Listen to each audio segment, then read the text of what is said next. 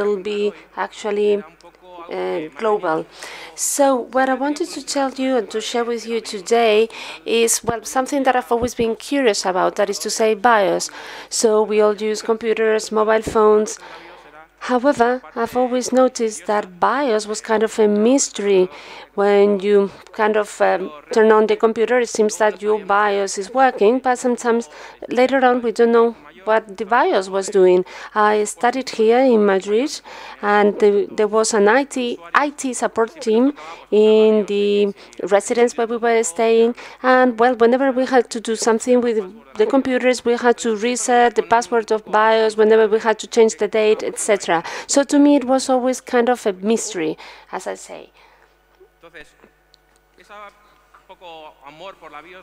So that little love that we had for BIOS during the 90s, and I'm sure, well, not only in the 90s, but also in recent years, we have all worked with BIOS to add hard work.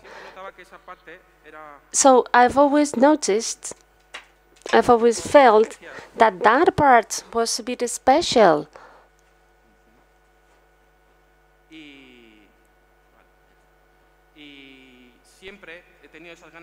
I've always was willing to see how far we could go with BIOS. Actually, when we were on MS2, we were already doing things with BIOS with a bit of a destructive character, but then I've seen that governments have tools for BIOS infection, so that aroused my curiosity again.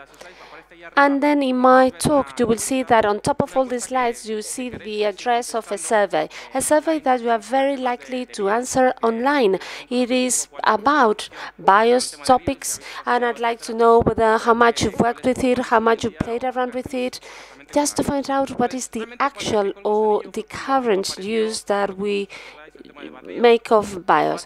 So I'm sure that you can remember bad BIOS.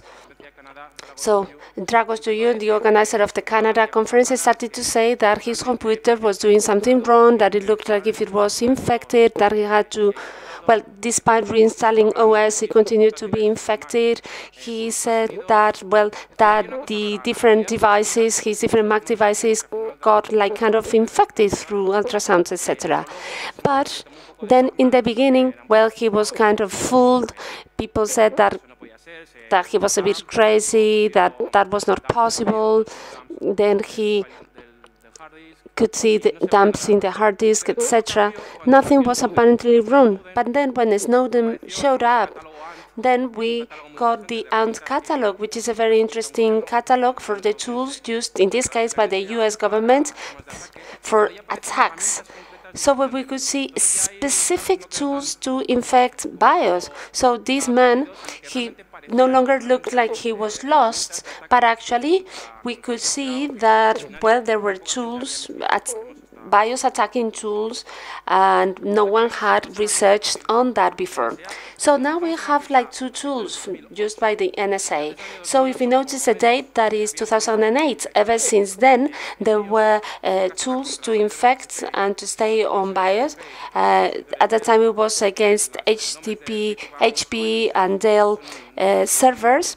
These names have been used widely recently, but however, there were other names around to infect Juniper routers, which is FreeSD with a ordinary BIOS for a PC, and also other devices that were launched, well, that was evidenced last year as the result of the publication of the ENG catalog. And also very interesting when another Snowden document was leaked. So here we could see projects that were intended to be carried out, this for innovation. So if we notice the last paragraph, they were very much interested in doing projects for firmware. You may remember the Kaspersky report launched by Kaspersky 2 weeks ago when he talked about infection of firmware.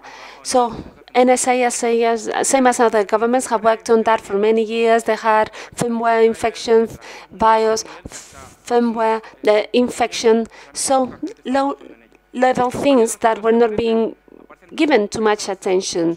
And then here we see destructive projects such as Bonfire. They wanted to do kind of a sabotage. They wanted to delete the BIOS so that our computer becomes a brick, or specific with Wi-Fi modules where the idea was to obtain information from the system and then to upload these DiFi modules. Or also this BERSEC, which is a very interesting module. As we will see during the presentation, the objective of infecting BIOS is eventually infecting the OS through process injection or through master boot record infection. So anything that would allow us to execute commands or to eventually infect the OS. So they had two initiatives. One was persistence in Linux. You may notice that in the second paragraph they were saying that if you had Linux, well, you couldn't be infected. So this is good because we know that we have to use Linux if you don't want to get infected. And then also information about Windows OS and how all these infections could be injected into that. So when I saw that and I said, oh, this is extremely interesting, this safety community has been kind of asleep. And actually, well, in the end, had not been actually asleep. But anyway, I wanted to see how far we could get in terms of BIOS infection. So when we talked about infections, we tried to talk, or we often talked about infections at the user's level. We were talking about creating malware that was later executed. Others were in drivers. They needed an extension in Mac. They needed a kernel module in Linux that would allow us to go into the OS.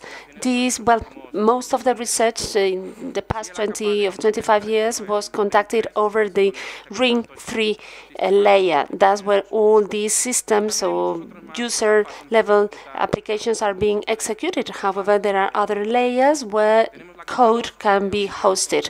We have Ring 2. Current OS do not use that. OS 2 used to use that Ring 2 for entries and exits. So Ring 1 is not very much used either. Current OS use either Ring 3 or Ring 0. But if we use emulators or virtualizers, this layer 1 is used. So I'm referring to Intel here, but as I say, these rings are not being used. So then we have the kernel ring, where we have the module systems, extensions for Mac, where we have access to everything.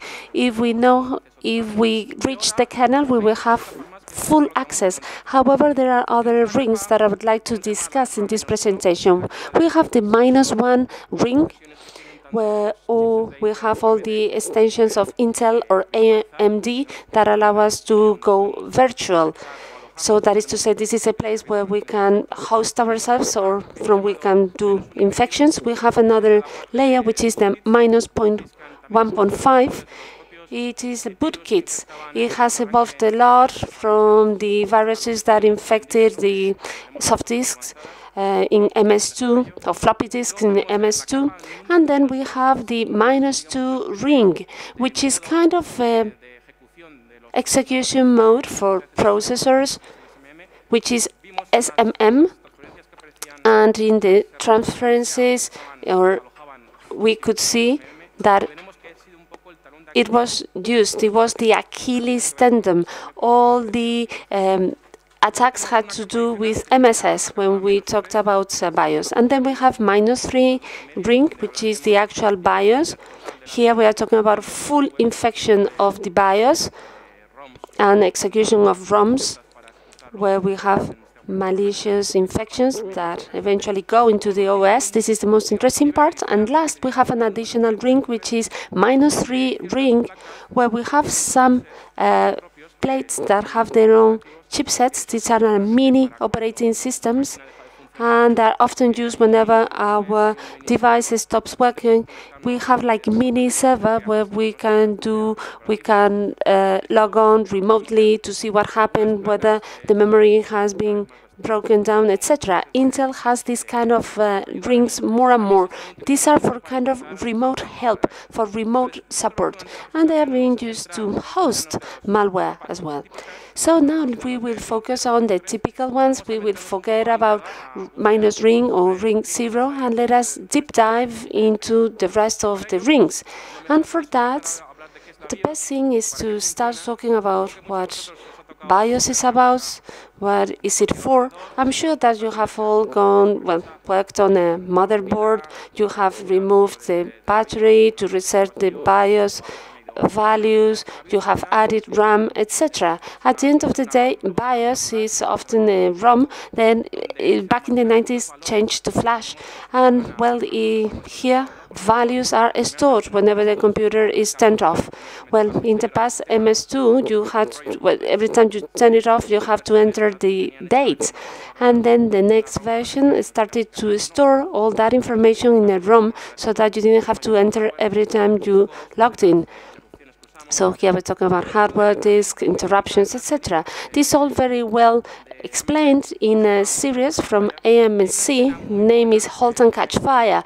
There is a good frame, a good scene, which I very much like. Okay, see if I can play it for you, where we can clearly see what they did when they tried to clone the first IBM BIOS, which was a milestone in history. A computer, like any other computer, is just a nothing box full of electronic switches and hardware. The IBM, the Altair, the Apple II, it's all the same junk. Anyone can buy all this stuff off the shelf right now. It's all open architecture. IBM, they basically don't own anything inside the machine. Except the chip. Except what's on the chip. The BIOS is on one of these chips, we just don't know which one. The ROM BIOS is the only part of the machine IBM actually designed. It is the program, it is the magic. Bad news is they copyrighted it and they don't know how it works. Good news is there's a way around that, sort of. Reverse engineering. Right. Grab me the oscilloscope and a pen and paper. We need to record these pin voltages. I'm a little rusty at this.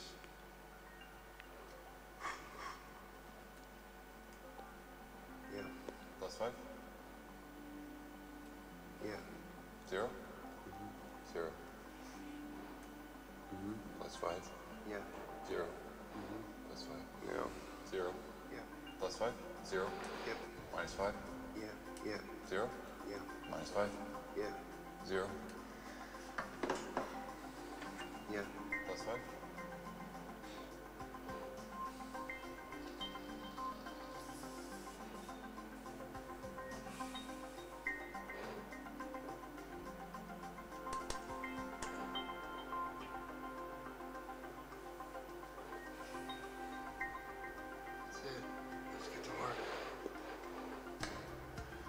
These numbers down. 2800 1316 0456. Wait. What am I doing here? We're writing down the contents of the addresses. All right, so each group of 4 lights represents a hex digit. I understand hexadecimal code. How are you getting this from that? This first line, that's a B. 2 on, 1 off, 1 on. Okay, second line here, E. 3 on, 1 off. Oh, I get it. 1 on. How many of these addresses do we need to transcribe? 65,536.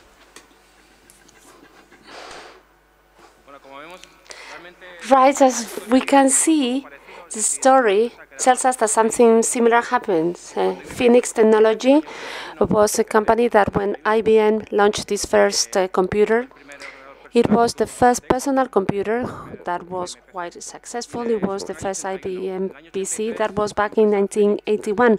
So in 1983, this Phoenix company didn't do any personal computer, but bought one at Walmart. At that time, I don't know whether it was a garage or not, they did reverse engineering. They looked for the ROM, because actually the IBM PC used tools and pieces that were free. You could buy them anywhere. But the proprietary part of IBM was only for the BIOS and for BASIC. So they had to find the ROM, then they need to get the information out of it, and for them to create a ROM BIOS that was compatible with IBM, that would allow them to create clones that were compatible with the IBM PC. This was highly controversial because IBM called all lawyers, and they were reported, they were sued for that. But at the time, they had two teams in Phoenix, and the person that did the reverse engineering could not talk to the other team. Those who did reverse engineering wrote down in the specifications as to what the BIOS was supposed to do, and then the other team took all these specifications and coded all these specifications to create a new BIOS. So they kind of saved themselves in this legal battle with IBM, and from there onwards, all the clone PCs came to the market, and at the time there were many new companies appeared, companies such as AMI, AWOR, and I'm sure that most of the BIOS that we have nowadays are made by AMI, Phoenix, etc. So this was a very interesting story, and this is what happened with BIOS in terms of the evolution. When the first CPM OS was mentioned, they started to talk about BIOS. They said that it was one way of, if you remember, if you developed in MS2, we used the BIOS interruption to write on the disk, to access to the keyboard, to the graphics, and all that allowed us to extract the hardware that was underlying. And then back in the 80s, when the first BIOS started to show up, then the BIOS at the time continued to evolve. There were only a few changes. The only thing they did was to support new and new hardware. Disks started to become larger and larger. Then they also started to support cards. But then Intel, back in the 80s, got a bit tired and they started to create the EFI. It was a property of Intel, but then the international community of manufacturers of hardware and BIOS said that, okay, but we need to have a common standard, and that's how UEFI started, which was a kind of association with a number of promoter members. So also interesting, in 1999, an open source BIOS was created. Now the name of it is Coreboot. Actually, all the Chromeboot that are sold nowadays use this open source BIOS. It is not from AMI or Phoenix or IBM. And then in 2013, we also had LibreBoot. LibreBoot. So the open source BIOS that was created in 1999 has some proprietary modules. However, the 2013 version is fully free, is fully open source. So on the screen you can read the number of members. So traditional BIOS are similar to what we can see on the screen now. You've seen that thousands of times. So this is what you got with older PC. This is an old BIOS. You all know it. And now our BIOS are more and more interesting. They include graphics. There are several options available. And also because of the modular character of UEFI, you can upload as many modules. So we have shifted from legacy BIOS to UEFI systems. But there are differences between the systems. So this is a BIOS. So in old BIOS, the process is buying all the hardware. It seems that all devices are working correctly. And then, well, the third module starts to upload kind of a mini BIOS with many modules. And then whenever the main BIOS is uploaded, then it calls for the uploading of new codes, and that's where the infection could appear. We are talking about the infection that more likely than not appear in this mini BIOS. So in the UEFI system, it's very similar. However, security is higher from the code that is executed right from the beginning up until the BIOS is uploaded. So in this first setup phase, where the hardware is checked, well, everything is checked, like CPU, memory, controllers. But the point 8, which is the interesting one looks for devices with its own ROMs, because it will also execute the code that the devices will have. It would also gives you access to the MBR, to the booting system. And why do we want to analyze BIOS?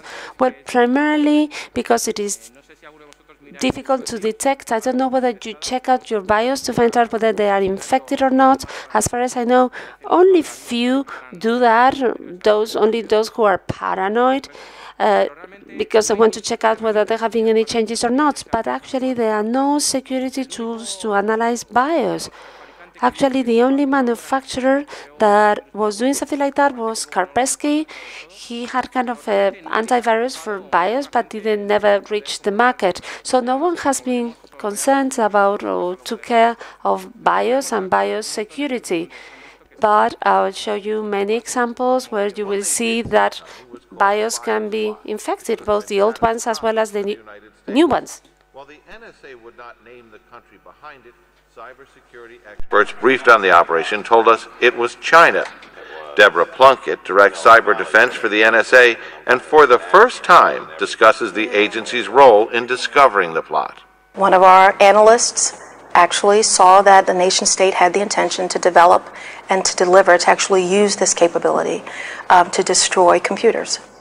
To destroy computers. To destroy computers. So the BIOS is a basic input-output system. It's like the foundational component firmware of a computer. You start your computer up, the BIOS kicks in, it activates hardware, it activates the operating system, it turns on the computer.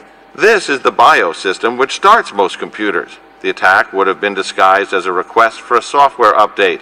If the user agreed, the virus would have infected the computer. So this basically would have gone into the system that starts up the computer, runs the systems, tells it what to do. That's right.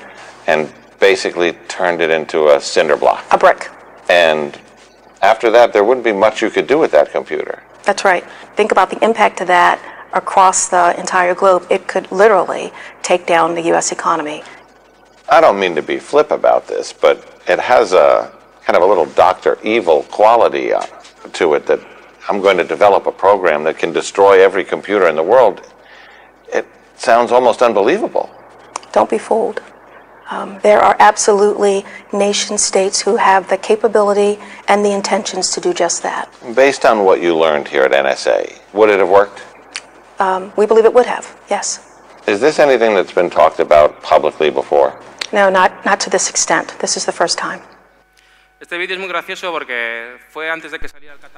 This is an interesting video because this was before the ENG catalog was evidenced, okay?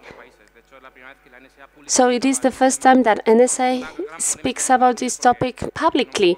It was highly controversial in the US because many people said that, well, complained, or they are just making it up. But actually, well, we know how interesting BIOS is. So looking at the history of BIOS infection, it had started in 1994 when we have an email from the American Army. Apparently, there were BIOS that had been manipulated in a Korea factory, and every 13th of November, the Happy Birthday track was being played. Every time you start up a computer on the 13th of November, well, Happy Birthday was sung. Okay, it was not that much malicious, but we should not forget about the implant stations of NSA, and well, also whenever these devices are transported from the factory to the destination, they can also be altered or changed. Then in 1998, well, there was another CMOS there. It showed a very ugly image, such as this one. Whenever we got infected, this is what we got on the screen.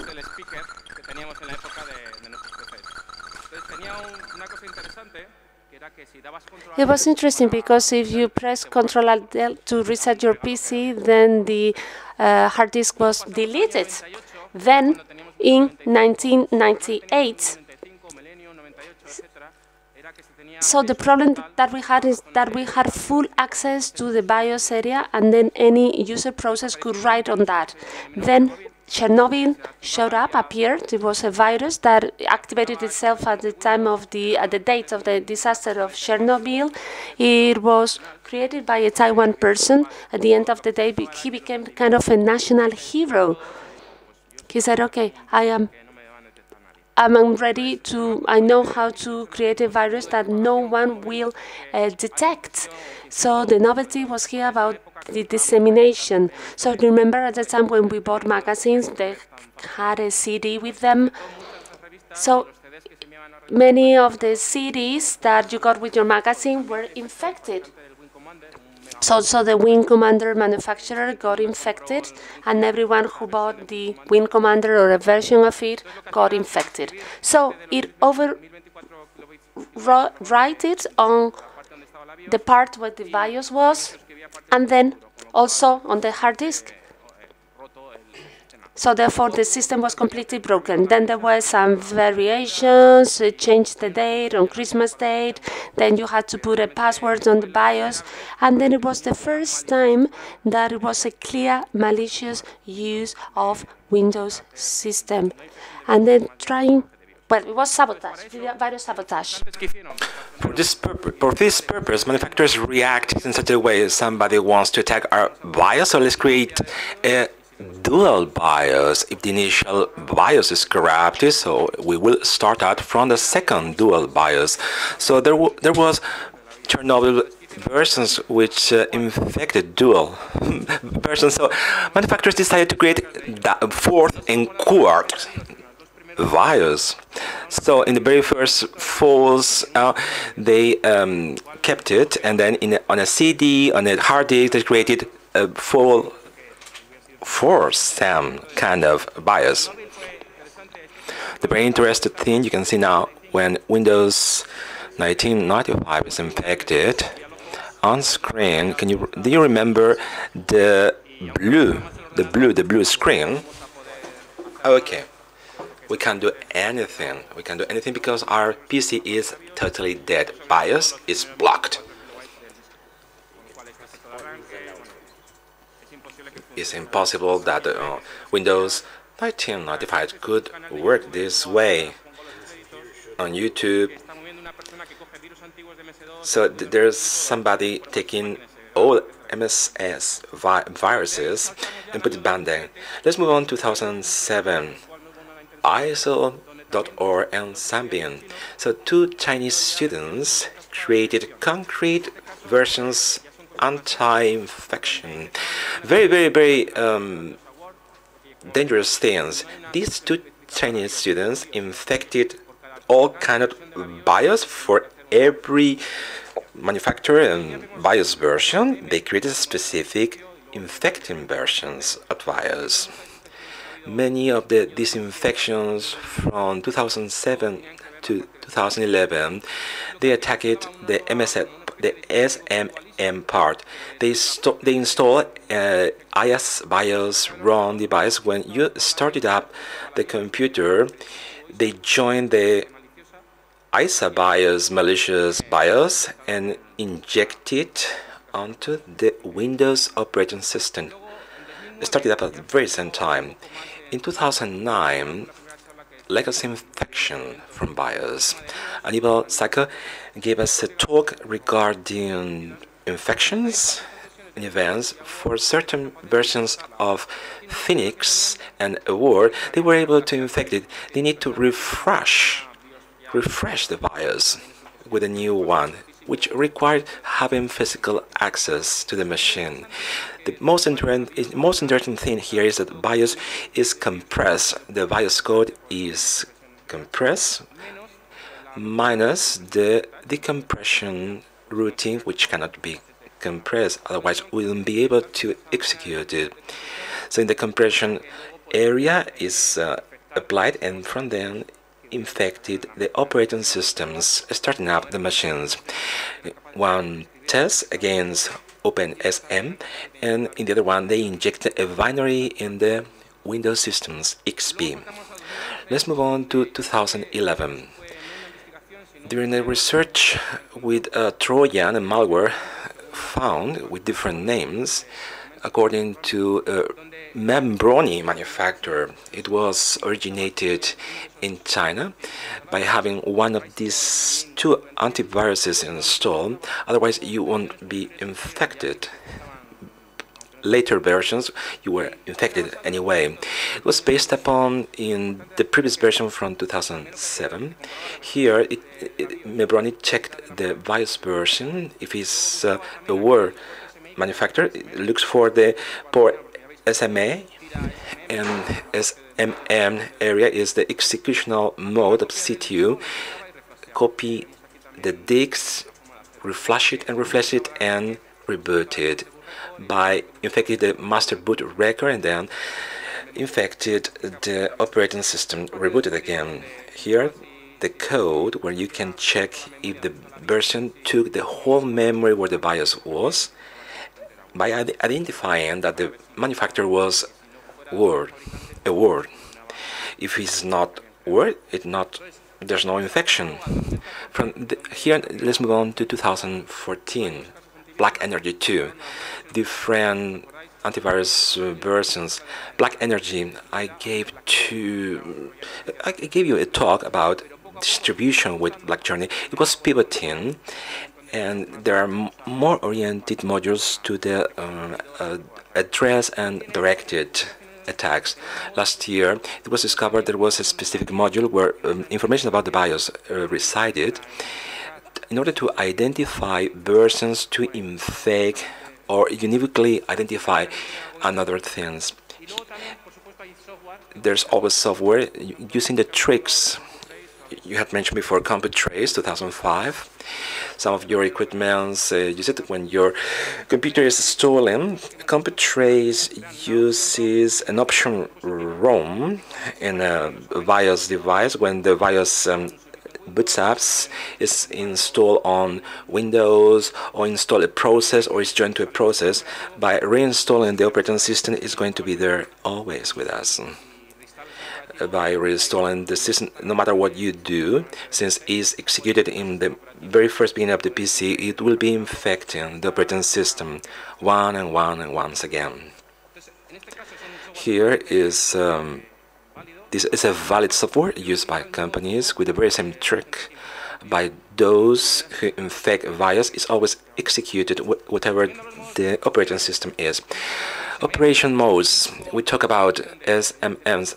Here, operation modes of CPU x86. Very first MS-DOS or versions 3 of Windows, we have the real mode, and we have the protective mode, another compatible with MS-DOS and the new versions and releases. We have the opportunity of executing the x64. There is the SMS, which is it's in between. SMM is in between.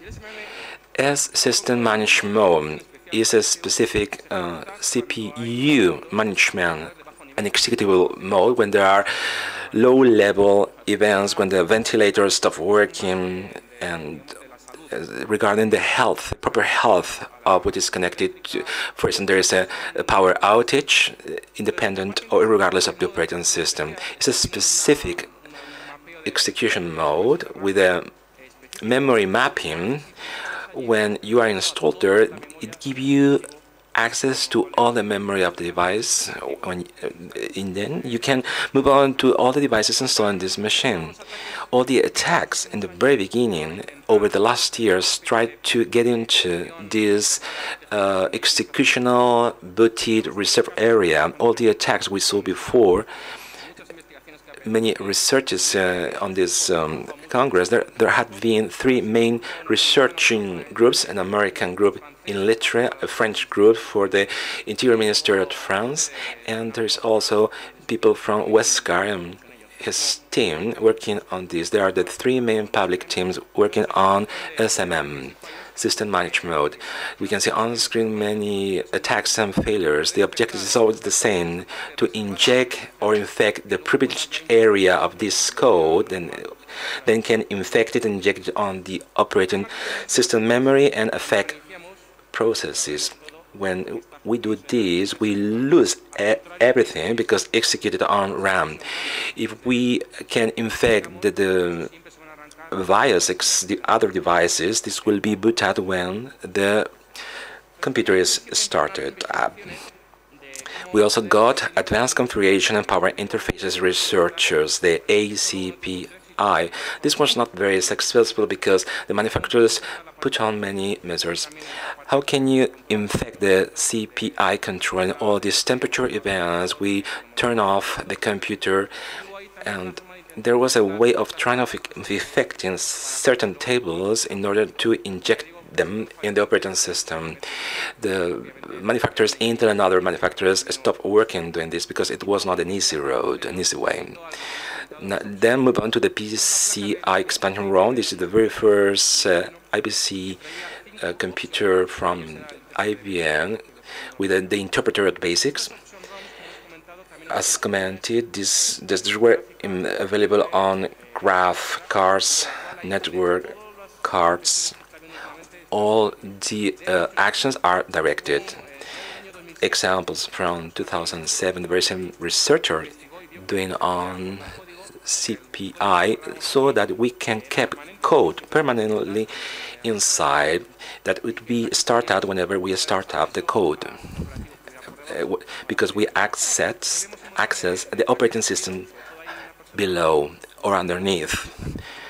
Arrigo Trucci researching and trying how to infect network cards and plates with a little processing capacity. Then he infected graphic interfaces and plates and cards by entering different modules and infecting the various equipments. Many attacks on Apple devices in 2012. There was an attack when a Thunderbolt devices from a network card, the Ethernet adapter. Apple didn't check or verify certain things, and we could execute code and infect the operating system. Last year, a very advanced attack was done when we discovered certain Apple's failures. They infected an option ROM. They were capable of adding cryptographic keys to check what part of the UEFI from Apple was executed at the startup, and we could execute it before the startup by stealing the password, as you can see on the picture. Apple didn't use the UEFI normal system. It has a proprietary release version from UEFI, which did not meet the standard. It's very easy to infect Apple and to record Apple's password by a Thunderbolt adapter from internet by using this specific code. In the UEFI case, there was a lot of attacks to the Achilles ankles. When we update our UEFIs or BIOS, we need to rewrite this part generally by checking cryptographically, by recording that everything is written correctly. But there were so many attacks, as you can see on screen, where we skip this thing. Firstly, in 2009, all was kept in UEFI minus MP file. It was the image of software introduced to turn up when we started the computer. What who and add discovered a failure when bypassing MVP, and they could execute code. The MVP was not signed. They introduced a malicious MVP, executing everything. Many failures, butterflies. They use the utilization process. In fact, this year, a public exploit appeared of what you can see on the last line. There is an easy way of exploiting a vulnerability in UEFI regarding SMM. When we turn down the computer, UEFI keeps certain parameters from the system. Today it's easy to inject this ourselves on that area. When we reboot the computer, it will inject the infected malicious code, we put it on.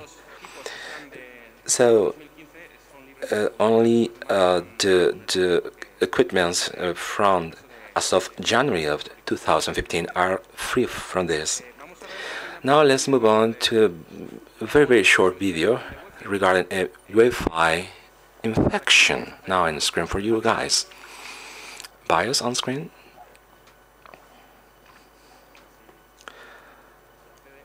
Let's see if we can access it. In this very case, with an interflow failure or vulnerability at the moment of updating the BIOS, we start up a Windows 7 operating system. Let's see how can we execute the exploit trying to load a UEFI module, and then we will see how everything is uploaded and the system. Windows starts up. I will execute the update of UEFI modified for making workflow and adding the UEFI version I'd like the most. Now it's executed. We reinitialize. This is the reinitialization of the system, and the whole part of the BIOS is changed. We control the whole part of the BIOS by making the most of this BIOS interflow. By checking all the researches done over the last 15 years, there's been a gap, a temporary gap. There is a catalog from 2008 until 2013 where many of these researchers we should have given their findings. Many governments, the French government, the US government working on this, I guess that for them to obtain exploits new ways of infection, this should be very interesting.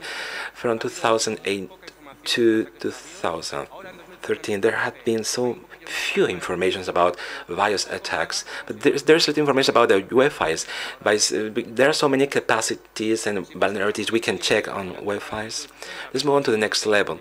Virtualization, many ways of trying to affecting the hypervisors to execute the code we want to. General Waska researchers work and other researchers working on the very same thing. There were so many things of trying to maliciously attack the BIOS to execute commands. This would be the phase in a -1 level. There had been so many attempts to sequester and hijack the boot app, the startup. Let's pay attention to the normal boot process in a normal PC. There is a moment where the BIOS is booted up. We check on the next system, the bootloader, which is the operating system, to execute the operating system. There have been many Trojans, viruses, MS-DOS in the boot up system. They are also used today. It's more difficult to try to execute code there. With UEFI is the same applies. The latest Trojans and tools applied precisely on this square area on skin, when you can sequester this part and inject there whatever you want to. This is a timeline of all the bootkits, except for MS-DOS. There were so many there. The latest bootkits from 2005, the very first bootkit executed until today, where you can get more advanced bootkits classified regarding the way they infect. They infect the master boot record, and they try to inject themselves on the operating system. Many BIOS infections infected the master boot record, and then the operating system is an important and interesting part as to getting this infected. You can take it out from the secure boot. With Windows 8, they oblige them to have secure boot. Secure boot tries to protect these boot up sequesters. Everything is assigned digitally by Microsoft. Nobody but for Microsoft can sign this. The Linux versions have a specific boot up system signed by Microsoft, and then Linux starts up. This makes this hijacks non-operative. These have advantages and disadvantages. There have been attacks which disable the secure boot. I don't know if everybody has secure boot activated. Attacks disable this, and it again is against what we want to install. Latest Intel's releases for certain laptops, they use the Intel boot gap, which make impossible to change the BIOS, especially the open source BIOS by default is not activatable. So is signed by a public key. This is a big issue. Is this good? Is it bad? We don't know. We have problems dealing with the boot up system and other things. Secure boot is very useful because Microsoft make this forcible for everybody. Resources for today. To securize our BIOS, very few resources. We hardly have resources. There are securitization ways. They are reasonable, but they don't give us tools. So we are worried about security. 1 year ago, the anti-incidence UEFI team was created. UEFI vulnerabilities were created, and there was no response to this. So many things have changed. Mitre has released Copernicus tool. Copernicus, I don't know if you can ask them for them. I don't know if it's downloadable. From all these attacks we have documented on present on your machine, they check and they conduct tests.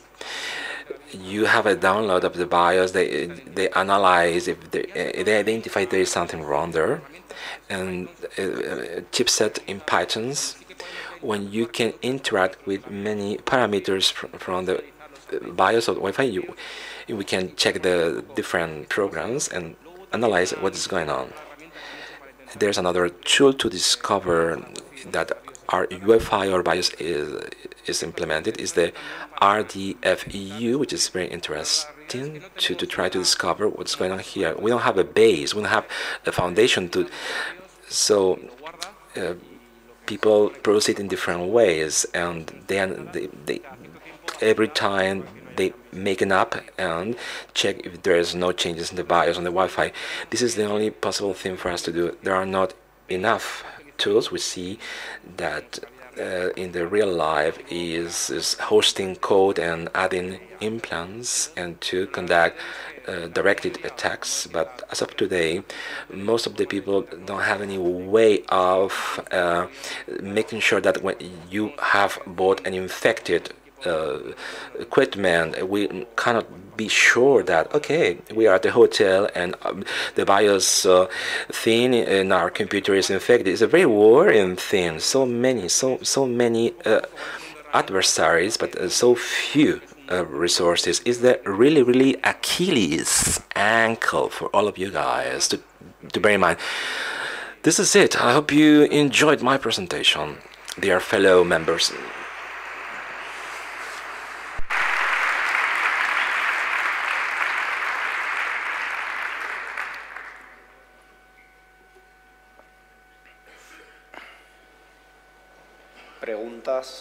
Should you have any questions, please raise your hands. We kindly ask your questions. Thank you.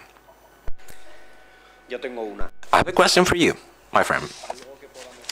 Something can we do from the user layer can be read on that memory area, and we can extract a signature from it. We can do down. If we are Wi-Fi, we can get a sign of or the Wi-Fi or hash from all these modules, and to check if this is feasible. Depending on what operating system you're using, is easier or more difficult. depending if it's on the kernel, depending on what part the memory is installed, we can do so. But the reality is not very few people do so. So as of today, we don't have, as I said, the normal user cannot do anything. Our specific release UEFI version, it was not successful. So there is not any other manufacturer creating or releasing something regarding ancient UEFIs or BIOSes. The part of my question, nobody is developing an antivirus focused on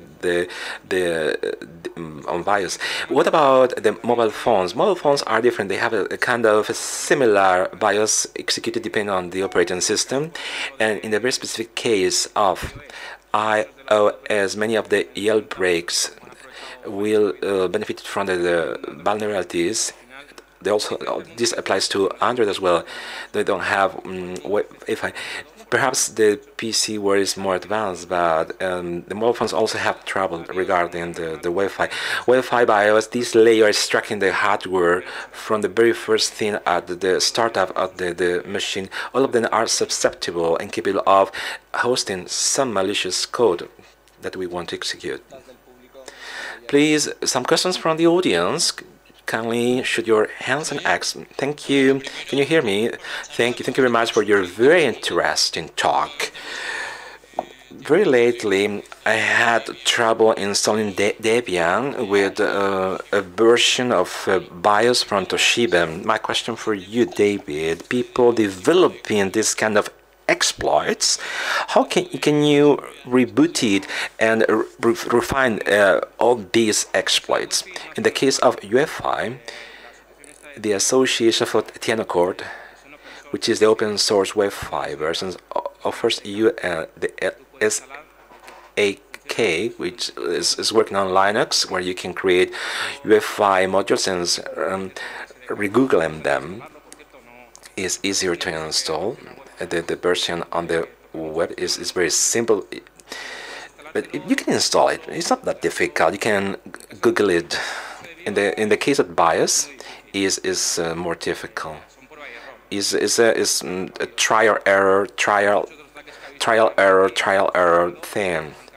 Many of these things have destroyed so many equipments. They were able to reflush the BIOS. Sometimes it was not feasible, and you destroyed the laptop onto the trash. A question downstairs, please, for our speaker. Please raise your hands. We need to see your hands. A question over here, downstairs. Hello. Thank you for your nice talk. Does it exist, or there had been some analysis when you do the dump of the BIOS, the malicious program tries to protect itself? Because in my understanding, the dumps have been done with the proper own systems BIOS. When you do the loading, are there techniques as to detection, fully recognizing these attacks? Normally, I don't use detection techniques because I have so few attacks that, again, if I infect the BIOS or the UEFI, what I'm going to do is to check that nobody's trying to infect my UEFI, not to be pissed off. Here is more a concept trial. Regarding SMND, we didn't show the binary to be ripped off. I tried that. The governments protect their binary, but in the public light, only trials of concepts have been published. But the malicious code, if it's revamped, can give you a correct image of the BIOS as to not detect what's going on. As far as I know, no. But it is something normal to happen. Because as of today, somebody executing a forensic analysis of a machine, I think this person will not check the BIOS at all. Nobody dumps the BIOS. When we are conducting forensic analysis, I imagine that this will be protected in case as necessary. and let's see what's happened. As of today, I didn't see nothing this way. I hope there will be in the future. Another question: what tools, open tools, to dump the BIOS hardware and put it back on the ship? Copernicus, Dimitri, which makes to do dump regarding Windows from UEFI. Physically speaking, about welding the sheet from the plate and trying to revert it. There are not tools per se. Universal Bus is a tool which makes dump up ships. Computer Club attacks from last January. There is a very interesting video, in the talk, where he shows how he did the dump of the hardware. He connected to all the pins.